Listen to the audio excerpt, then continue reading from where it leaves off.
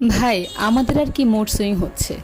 প্রকৃতি দেখেন, ওয়েদারের অবস্থা দেখেন, ওয়েদারই মুড সুইং করতে করতে অবস্থা শেষ। সে বুঝতেই পারছে না যে সে কোন জায়গাতে স্টে করবে। সকালবেলা দুপুরবেলা একদম খাটাস্যা মার্কা একটা রোদ পড়ে, এরপর আবার বিকালের দিকে দেখেন ঝড় বইতেছে, মানে এত বাতাস যে দাঁড়ানোই যাচ্ছে না। সে যে মানে কোন ঋতুটা যে সে আমাদেরকে বোঝাবে সেই নিজেই কনফিউজড হয়ে গেছে। তারই হচ্ছে ঘন ঘন কিছুক্ষণ পর পর মুড সুইং হচ্ছে, বাতাসে সব উড়ায় নিয়ে চলে যাচ্ছে।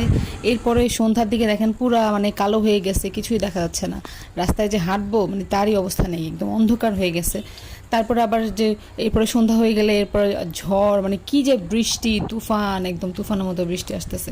বৃষ্টি আসতেছে, তুফান পড়তেছে, কিন্তু ঠান্ডা নাই, মানে ঠান্ডা হওয়ার কোনো মাতবল নেই। এই দেখেন বৃষ্টি সরে গেছে, এমন বৃষ্টি পড়তেছে কিন্তু গায়ে একদম গরম লাগতেছে, ফিলিং গরম কাল। মানে এটা যে কোন কাল এটাই বুঝতে পারবেন না আপনি। মানে আপনাকে জিজ্ঞেস করবে যেটা কোন কাল, আপনি বলতেই পারবেন না। এই যে সকালবেলা আবার ফকফকা কিন্তু বৃষ্টি পড়ছে, মানে ওয়েদার যে কোন জায়গায় স্টে করবে, মনে হয় গরমকাল শীতকাল তাদের, গরমকাল বর্ষাকাল তাদের রাস্তাই ভুলে গেছে।